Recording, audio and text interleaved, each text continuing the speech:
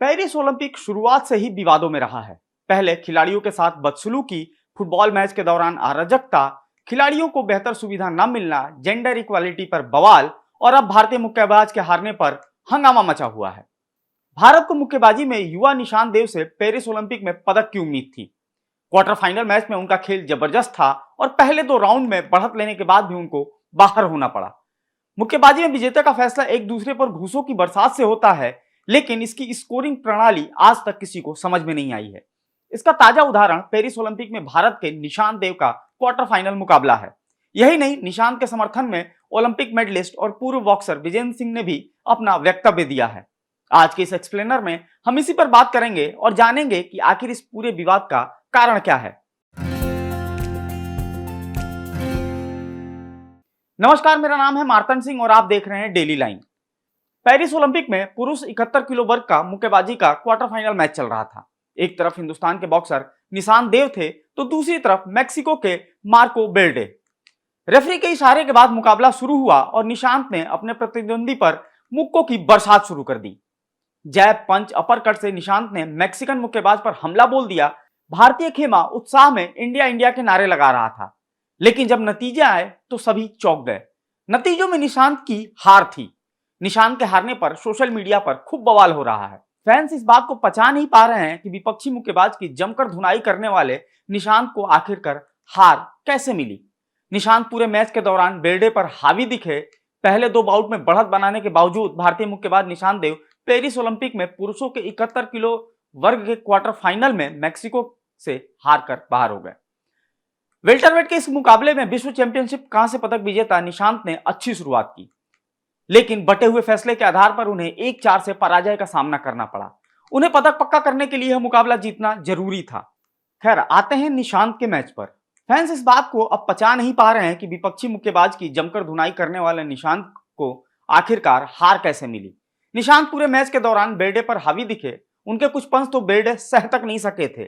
उसके बाद भी जजों ने यानी कि पंचों ने फैसला मैक्सिकन मुक्केबाज के पक्ष में सुनाया और अभिनेता रणदीप हुड्डा ने भी बाउट के दौरान स्कोरिंग सिस्टम पर सवाल खड़े किए हैं। 23 साल के निशांत ने पहला राउंड जीता था, लेकिन अगले 2 राउंड में नतीजा बेल्डे के पक्ष में रहा था, जबकि निशांत ज्यादा हावी दिखे थे। ओलंपिक 2008 के कांस्य पदक विजेता विजेंद्र ने निशांत को उनके शानदार प्रदर्शन की तारीफ की और मैच में स्कोर करने की प्रणाली पर सवाल उठाए। विजेंद्र ने एक्स पर लिखा, मुझे नहीं पता स्कोरिंग सिस्टम क्या है, लेकिन मुझे लगता है कि बहुत करीबी लड़ाई थी। निशांत ने इतना अच्छा खेला, कोई ना भाई। अभिनेता रणदीप हुड्डा का मानना है कि निशांत को बाहर कर उनसे ओलंपिक पदक लूट लिया गया है। उन्होंने एक्स पर लिखा था, निशांत ने इस मैच को जीता था, मैक्सिकन मुक्केबाज की जमकर धुनाई की थी। यह स्कोरिंग क्या है? पदक लूट लिया, लेकिन हमारे मुक्केबाज ने दिल जीत लिया। दुखद है, अभी कई और मेडल आने हैं छोरे।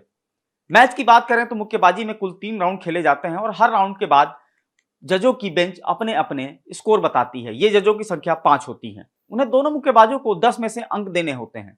पहले राउंड में निशांत को 4 जजों ने 10 अंक दिए और एक ने 9, जबकि बेल्डे को 4 जजों ने 9 अंक दिए और एक ने 10।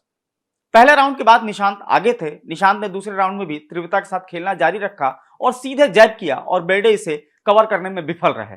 बेल्डे ने दबाव बनाने की कोशिश की, लेकिन निशांत के पंच से बच नहीं सके।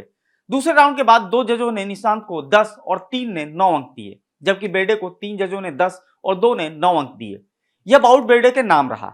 तीसरे राउंड में सभी जज ने मिलकर बेल्डे को 10 अंक दिए, जबकि निशांत को 9 अंक ही मिले। निशांत की बात करें तो निशांत ने इक्वाडोर के जोस रोड्रिगेज के खिलाफ कड़े मुकाबले के बाद अंतिम 8 में जगह बनाई थी। निशांत के हमवतन यानी कि निशांत के ही स्टेट के रहने वाले अमित पंघाल भी पुरुषों के 51 किलो वर्ग के राउंड ऑफ 16 में हारकर पेरिस ओलंपिक से बाहर हो गए थे। यह पहली बार नहीं है जब किसी भारतीय मुक्केबाज को इस स्कोरिंग सिस्टम से नुकसान हुआ है।